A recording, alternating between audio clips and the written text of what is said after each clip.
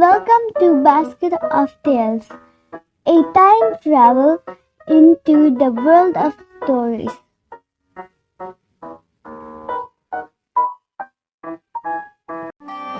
Hello friends, this is Mrs. from Basket of Tales.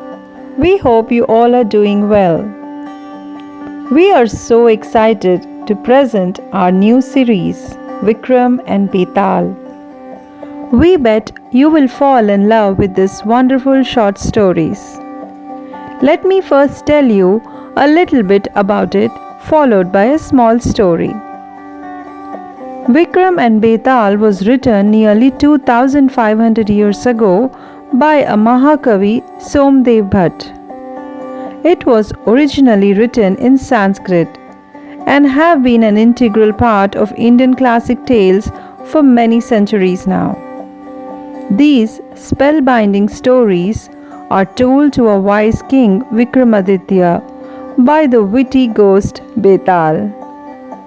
The tales of Vikram and Bethaal possess a wealth of elaborate display. Each story has a moral, but at the same time, each story carries a brainstorming riddle. Sounds so much fun, right? So, how did Vikramaditya met Bethaal? In a kingdom of Ujjain, which was near the banks of Godavari, was ruled by a brave king named Vikramaditya. He was a king with immense love for learning as well as for adventure, and was very famous for his bravery, courage, and fair judgment. He used to sit in his court and pass judgments every single day. Many people used to visit him daily to offer respect, tell their problems, and to offer gifts. And among them was one sage who used to visit him daily and give him a fruit. The king never understood his intentions, but he would anyways accept it and then hand it over to his treasurer. One day the king decided to take his daily session in his garden, and as usual the sage visited him and gave him a fruit. This time, instead of giving it to the treasurer, he offered it to a monkey who was sitting on a tree.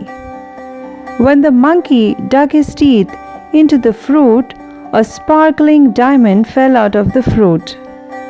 The king was very surprised. He immediately ordered his treasurer to get him all the fruits that were kept in the storage.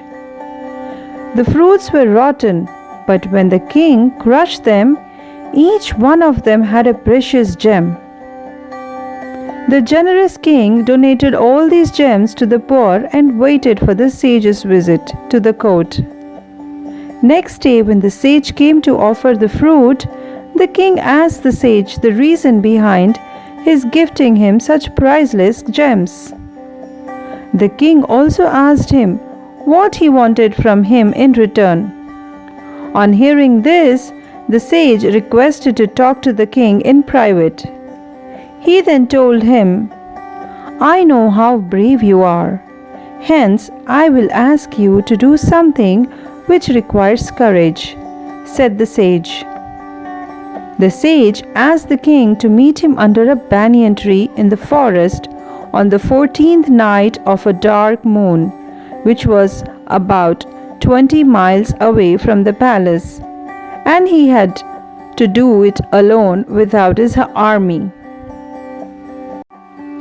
On the 14th night, Vikram covered his head and body with a cloth so that no one could recognize him. It was a windy night and he had to pass through a thick forest. Finally, he reached the spot. He saw the sage sitting under the tree and he went and asked him, "So, now that I'm here, tell me, what is that you need help with?" The sage responded, "King Vikram, to the south of this forest there is an ancient tamarind tree on which a human-like bat will be hanging upside down. I'm seeking certain magical powers which I will get only if you bring him to me, and if I practice certain rites sitting on it. So, please help me." The spirit of adventure got the better of him and he agreed. As per his commitment, he started to walk down south, and after a few miles, he spotted a human-like bat hanging upside down to the tree. It was not as easy as he thought. Each time the king would try to pull him down, he would laugh, and the king would ask, "Why are you laughing?" He would quickly go back onto the tree. This happened a couple of times, and the king realized that he is a witty ghost who is trying to trick him. But he did not give up. The brave king did not get afraid and was determined to fulfill his promise to the sage. He told the ghost about the promise he had made to the sage and requested him to come along. Bethaal agreed to come with him on only one condition, that the king would not utter a single word all throughout the journey. The king promised to be silent, but clever Bethaal had some other plans for him.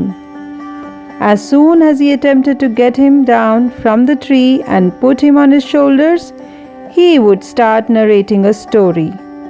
And at the end of every story, he forced the king to answer his question, thus breaking his silence. Every time the king opened his mouth to answer his riddle, Bethaal flew back onto the tree.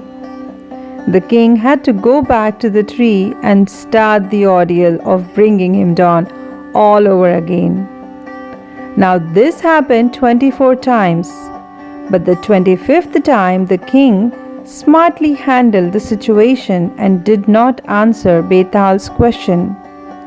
These 25 stories are very famous in the Indian literature and are popularly known as the Vikram and Bethaal tales. Let's see what's going to happen in these 25 stories. Are you all as curious as we are?